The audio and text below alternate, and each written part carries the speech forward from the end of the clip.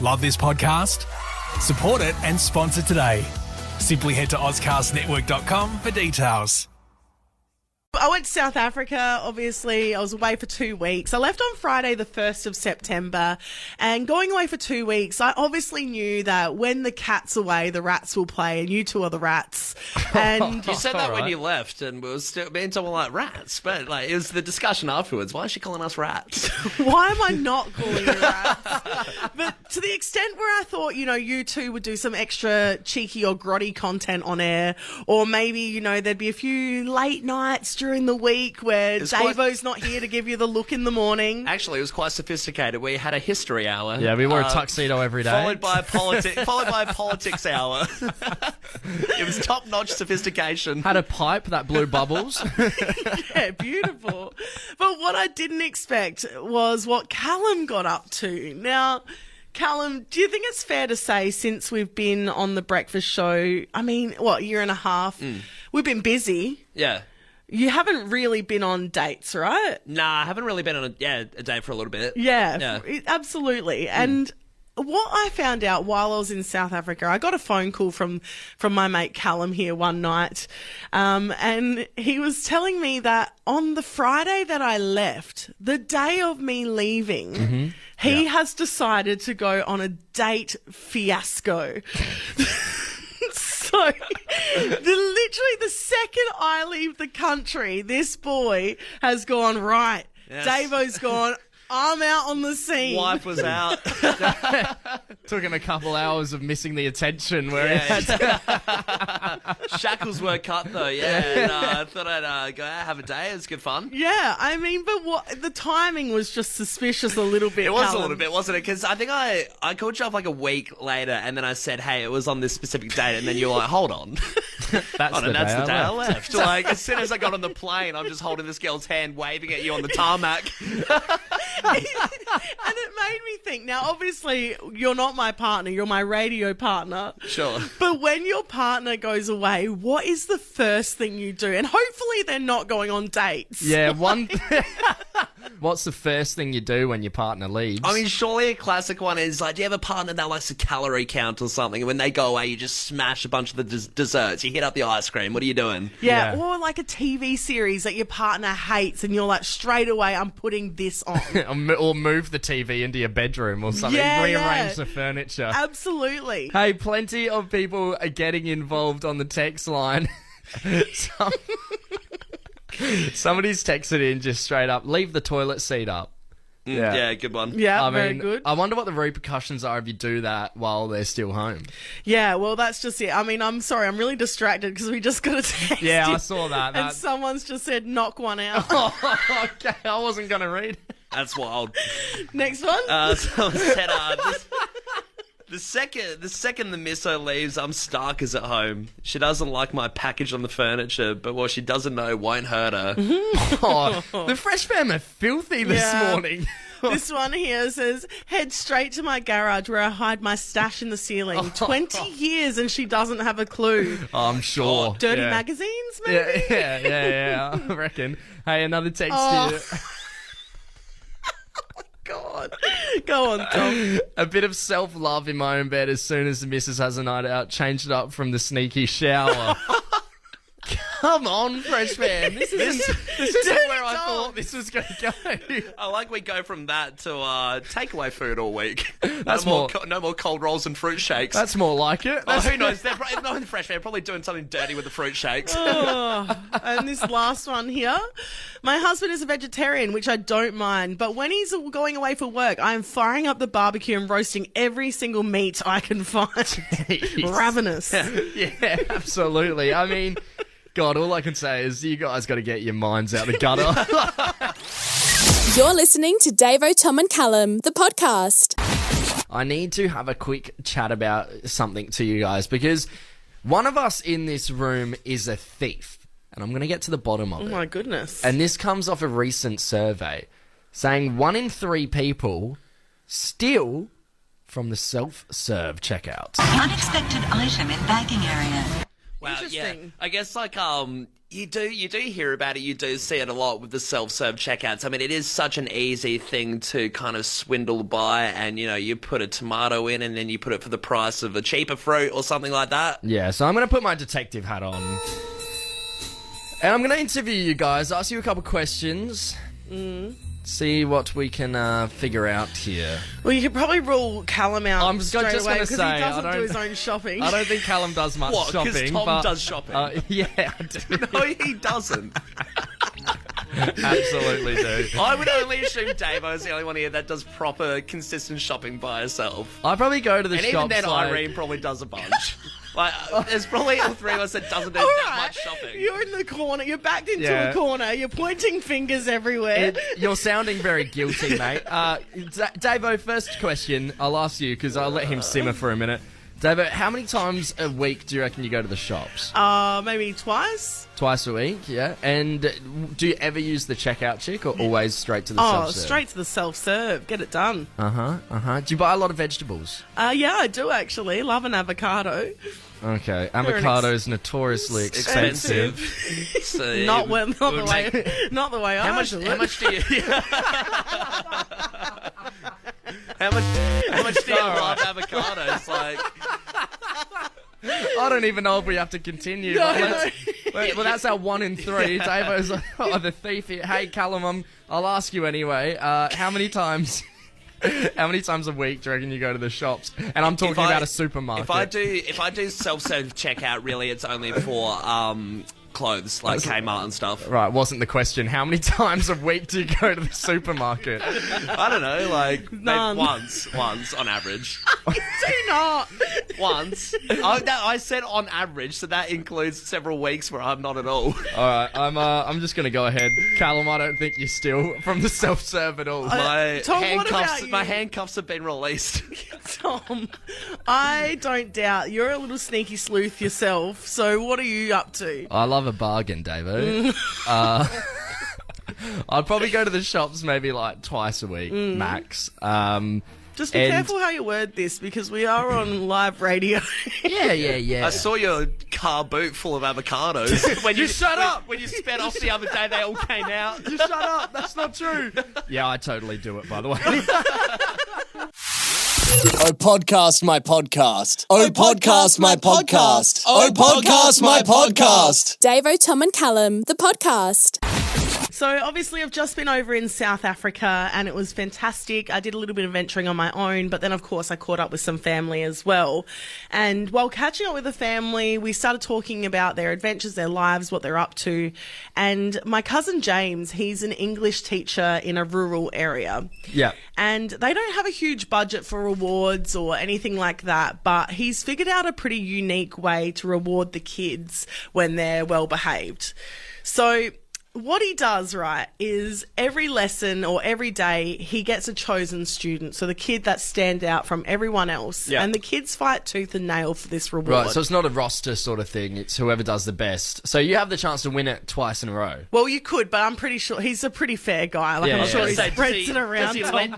lend towards his favourites, and it's just a No, handful no. of kids get it? So what the reward? No, like I said, I'm pretty sure it's just a reward thing. Whoever's the best. But Yeah. what he does is he's a really tall guy. So he's probably about 6'4" or 5. Like he's a big right. guy. Okay, And he usually wears a hat because he is bald, right? sure. But what he does for the kids is when it's their chance to win the reward, he takes off his hat and he lets a kid be his hat for the day. I'm sorry, It what? doesn't sound like a on. reward. Like, what, does the kid just sit up there or Sit- wrap So- around like one of those raccoon Russian hats? He will spend he spends the whole lesson with a kid sitting on his shoulders and putting their hands on his head. So he's basically just letting them be his hat for the day, and these kids cannot get enough of it. Yeah, right. I guess it would be pretty fun to be that high up as a kid. Yeah. How 6'5" up, you're in Everest pretty much. Sorry, how old are these kids? Well, they're young, so The they're year probably 12s. He's got a really bad back. And they love it. No. They're like 5 or 6. They're young. okay. They're little. Yeah. You know. So yeah, that is a fun reward. it did get me thinking about those ridiculous rewards as you get as a kid. And I had a friends of the family, Samantha and Russell, brother and sister, right? And they used to fight tooth and nail to get the front seat of the car. They classic. would do anything in their power to be the best kid of the day so they could get the front seat. I guess that'd be a common one with siblings, the front seat sort of bandit, wouldn't it? I personally used to enjoy the back seat more. Yeah, okay. Bit More more space. space. Yeah, my own sort of private area. I felt like a VIP. That's right on brand for you. I don't pretty- have to deal with anyone else. I'm Your just going to close mum's your myself off. chauffeur.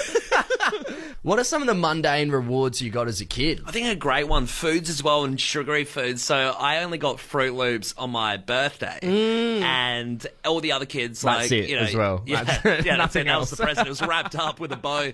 No, but like I was only allowed to eat Fruit Loops on my birthday, and you know, you have all that these other kids like eating whatever cereals they want. But Yeah. that was like a mundane kind of reward for the time. That would be very exciting. Fruit Loops was a very good treat. Another friend of mine got 5 cents per piece of laundry that they do. Yeah, right. So every time they'd iron a shirt, they'd get 5 cents to their name. Like, that is so mundane, but they loved it. The text line is blowing up at the moment. Somebody has just texted in now saying whoever was the best behaved in school got to take the class register to the office for the teacher. Straight up child labour, they reckon. Yeah, I but you don't got know. to be the chosen Yeah, one, then. So yeah. it was You got to very leave exciting. class for a couple of minutes. Yeah. It's like going to the pigeonhole as well. Like, remember Yeah. going to the pigeonhole, getting the documents? Someone said, my mundane reward was getting a Mars bar after going to the dentist. Lol. Lol. I don't think they waited 30 minutes by the sounds of it. Another one similar to the first one. Nothing better than getting the privilege to collect the lunchbox order. Oh, The yes. lunch Yeah, order good one, box in good one. school. Yeah, that was a good task. And then the smell of it as you're walking it back Oh, up the yeah. stairs to your classroom. Yeah. And once again, you're getting praised because you're the one handing out the food. How good. Another text here.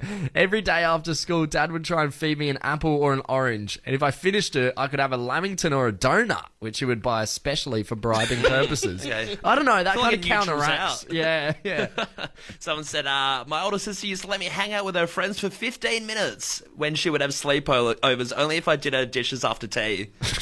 And you just know that older sister would have been so pedantic about the 15 minutes, right? You've got 30 seconds left. Yeah, you're chewing know? everyone's ear off. Get out.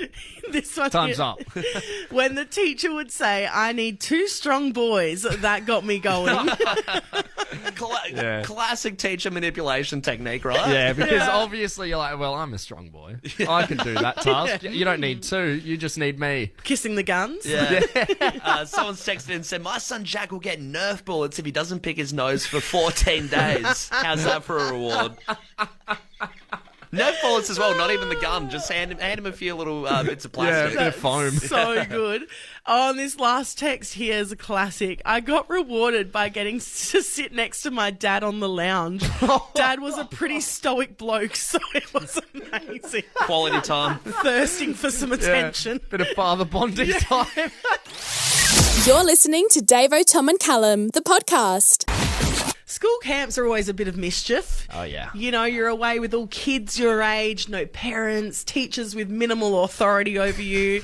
And, you know, we've all been there and remember how it goes. Well, 20 kids from the affluent Scotch college got into a bit of strife down in Victor Harbour on camp when they decided to break free from the shackles of their 5-star accommodation.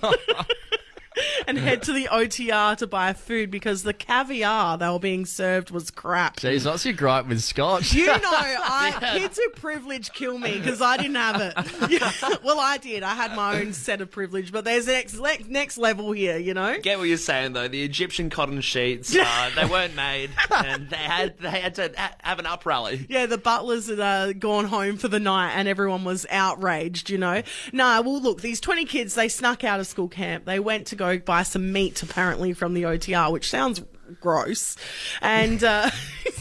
What on earth? Like what? Yeah, but yeah, they didn't like the food there. So they went Yeah. off, 20 kids of them snuck out. And then apparently Fair no enough. one even noticed until a couple of kids told them off, or told the teachers on them, and then they're in trouble now. But the parents are pretty upset because the kids are in year 11 studying, obviously. You know, they don't want to take 2 days off. No doubt 2 days off is probably 30 grand in a tuition. Yeah. I mean, I think it's pretty ridiculous to get suspended just for going and getting a couple minute steaks because your food wasn't good. Oh, literally. I mean, it should be on the school for the bad food, right? Oh, a little bit. I think so. suspension is crazy, though. I mean, these are year is. 11 kids. Oh, you two would know all about this, wouldn't you? A little warning or something would be the best option, I think. Not a suspension. Suspension is, it's overkill. Okay. It's overkill. I don't agree with that. Did you guys, thinking of school camps though, did you guys get into any trouble when you went to school camps? Well, no, because our schools weren't as overkill on the school camps. I remember, because me and Callum did rowing. We went to quite a lot of rowing camps, and they always got pretty feral. I mean, there was one camp where there was this one kid, Moses, shout out to Moses. We froze his underwear and then shattered it on the ground. No, but you have to understand, Davo, what if, that is Mythbusters stuff. Yeah. It sounds terrible. It was fine. But wait, was it were you upsetting Moses? No, He was into it. All right, Yeah. It was like a science We were just experiment. using his underwear. It was like a science experiment. I had no idea what would happen. If you dunk underwear in water, put it in the freezer, let the ice go around it, and then you throw it on a bunch of concrete, it literally shattered into pieces. Wow. See, that's an all-boys school for you. That's an all-boys camp, isn't it? I mean, when I went on camps, it was certainly like a lot of, because it was co-ed, so a lot of kids were very romantically involved. So it was very exciting to be away with your crushes. Yeah, right. It was like an episode of the OC. Pretty much. But this one kid when I was in year 6, he was in a relationship in year 6. You know, they were 11 years old, and the girl broke up with him. And so what he did was he climbed up the top of this this shed, which was about 1.5 meters tall, not very high at all. Yeah. And he said, "I'm going to jump." Oh, really? He was going to shatter like Moses' underpants all the way up there. I mean, I wouldn't have thought so. It was about 90 centimeters high. That's a bit dramatic, though, isn't it? It was. Who was the negotiator? I don't know, someone. Did you get him down in the end? Yeah, of course. Oh, okay. He's all right. Thank God. I mean, school camps, crazy times. There's so many more things that me and Callum got up to we probably can't I share. think we'll have No to discuss doubt. it at a later date. Yeah. You're gonna need a bigger podcast. Davo, Tom and Callum, the podcast. It's always crazy when you're staring death in the face, straight into the eyes, and, you could be so close to it in these near-death experiences, and it's so crazy. There was a lady over in Jersey recently who posted a picture. Jersey? Jersey. What are you, a local? Hit a beach, get a tan. Yeah, me and Paulie D. Getting ripped. But she's over in Jersey, and she posted a picture to her social media, got home, posted it, kind of goes to sleep, wakes up the next day, and she wakes up to an influx of all these comments of people being like, hey, you were pretty close to death last night. You were on the brink, I'd say. What, someone was standing behind her shoulder or what? Yeah. No. She was on a beach, and she was amidst a kind of lightning thunderstorm. Right. And it was hectic. It was going really hard though, and she took a picture, and pretty much her hair was standing up, frizzy. So there's obviously all this lightning current, charged energy, static, going around that beach vicinity. Yeah. And pretty much it's been described that she's just a pole, like an electric rod standing up from the beach that would have just been a massive attraction for this lightning. And she didn't know. She said, because it'd been reported about, and someone's asked her a few questions. She said, "Oh yeah, I did feel a slight tingle in my head. It was a little bit tingly. I felt something weird, but I didn't think too much of it." But she was so close to being zapped. How lucky is that? Yeah, Absolutely. and unfortunately, just left the beach pretty quickly and went home and straight to sleep. What's your near-death experience, Adelaide? When I was younger, my across-the-road neighbour, Steve, he owns this, really cool fancy house, tennis court out the front, everything, indoor swimming pool, and he was having a Just party. a bit of an insight into the neighbourhood Tom lives in. La-dee-da.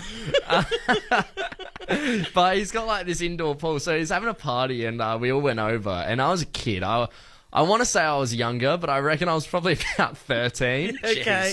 And I've gone into the indoor pool, and there's all these pool toys like floating about.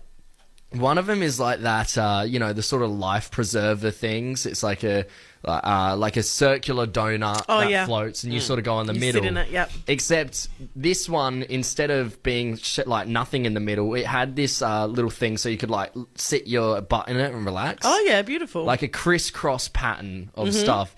And I was sitting in it and I was relaxing, and then I thought, hey, this could be a bit funny. I could wear this thing like a pair of pants and put my legs through the holes. Yep. So I put one leg That through would the be hole, funny. done the other leg, immediately turned upside down. Oh, no. Like a duck. Yeah. Yeah. And I could get my legs out. So they're flailing in the air. I'm like pushing myself up for breath, go back down, try and get my leg out. You're literally like defying like gravity. Like you got this inflatable thing that's just pushing down into your body, and you can't get up. You can't get up for breaths. I couldn't. I could if I swam up fast enough. I could get up, but only for a quick breath. And it was a lot of splashing, followed by then the picture of my legs flailing about in the air. How did you get out of it? Well, a man who was there, complete stranger. He was a police officer off duty, and he dived in fully clothed. He just shoots the inflatable, pops it. He's like, got this. That is so lucky that guy was there. I thought you were going to say it was Steve, your neighbour. Yeah, you owe him your life. You have to mow his tennis courts. 13-year-old Tom, though, getting bodyguarded, carried out of this pool would be beautiful. Oh, it was embarrassing. But somebody here texted in saying, when I was 10, I was in a bus that crashed. But just prior to the crash, someone next to me had hay fever and asked if I could shut the window behind my head. Anyway, we ended up crashing. The bus fell on my side of the bus and skidded for 20 to 30 metres. His parents were told that they would have died if the window was open. That is so full on. wild. Those sliding doors moments where you things could have been so different. It's a bit like the butterfly effect or something. Yeah, I will You often love that bring movie. that movie up. We also had a call before. She couldn't stay on the line from Jo from Salisbury Downs, and she said that she was sitting at a red light and had a feeling to stay where she was and not move forward, and then someone came through and ran the light. So Wow. if she hadn't done that, she would have been in a lot of strife. Yeah, geez, another text here as well. Someone said they almost got crushed at the big day out in the Blink 182 mosh pit, but came out with a broken foot. Far out. Coming in from Jess. Thanks for getting involved, Jess. Yeah, I mean, mosh pits are a classic one, aren't they? Especially if it's pretty hectic and you fall down and other people fall over you. It can get pretty scary. Yeah. Hey, we're going to head over to Gawler. We've got Scott on the line. Scott, good morning, mate. What's your near-death experience? Yeah, morning all. Many years ago, I'm 20-odd years old, I was driving through the Adelaide Hills with a mate, not paying attention, went through a fence, hit a tree, and ended up breaking both my knees, 7 ribs, both my wrists, 168 stitches in my face, and lost a lot of blood. Now, the only reason I survived, allegedly, was I was out front of a doctor's house. Jeez. Wow. Jeez, that is lucky. So doctor came out and he just started doing a few procedures on you, or what did he do? I don't remember. Yeah, I don't remember a great deal. I'd smelt petrol and climbed out the car and went to sleep at the back of the car, and that was about it. Far out. Yeah. Jeez, hey, glad you're okay, Scott. I mean, thanks for sharing that story. Hey, Scott, I do want to ask a question as well. After that incident, after that whole thing, and when you did recover, how did you feel after? Were you so grateful to be here? Oh, yeah, a different view on life. Since then, I've had cancer and a few other things, so your perspective on life changes dramatically. The lady in the car, funny enough, next to me, if I was a foot further to the left, I would have nailed him to the front seat with a fence post. Far out. Well, good stuff. Yeah, You're so all he right, was Scott. lucky. Jeez. Hey, thanks for getting Oh, involved, good. Scott. Appreciate it, mate. You're good. Cheers. Have a- Sorry, we cut you off there, Scott. What was that? Come back. I was just saying, it's just like being at home. No, have a great day. Oh, Scott, bless you. Thanks, mate. Hey, I'm just going to quickly head back to the text line. We just got this crazy text come in, which is similar to the article. They said, we were out fishing in the boat one day and a thunderstorm came in. Every time I lifted my rod, it would make a static buzzing noise. Had to go straight in after that. How scary would that be? So That's just like that scary. impending doom of knowing that the charge is around and you know it could come for you. Yeah. Hey, let's cross over to West Lakes. We've got Georgia on the line. Georgia, good morning. How are you? Good morning, guys. I'm doing great. Feeling grateful to be alive, actually. Yeah. That's great, Georgia. So what's your near-death experience? So I was travelling up in the Whitsundays. We're at one of these random islands. We were out on the beach, like quite far. and all of a sudden the wind changed and the waves got really big. And I'm quite small, so I couldn't reach the ground anymore, got caught in a rip and was being, like, taken further away off the shore from my friends. Jeez. And one of the guys we were traveling with, he had to, like, come in the water and save me, essentially, because these waves were, like, double my height, Oh, just, my like, goodness. crashing over me. I was freaking out. Like, I couldn't breathe, and I'm like, this is it. I'm done. And so he saves me, takes me over to the rocks, which are, like, really sharp, probably not the best place to be either. And we had to scale these rocks all the way back to shore. So I was like, this is fully adventurous. Could have died, but I didn't. So happy days. Hey, Georgia, are you scared of the water by any chance now, or you still love it? Well, surprisingly, no. But, like, I should be, because it was pretty traumatic. Like, you're swallowing water. It's salty. You can't breathe. You're like, this is it for me. What a story to tell, though. Far out. Look after yourselves, Adelaide. Love this podcast? Support it and sponsor today. Simply head to AuscastNetwork.com for details.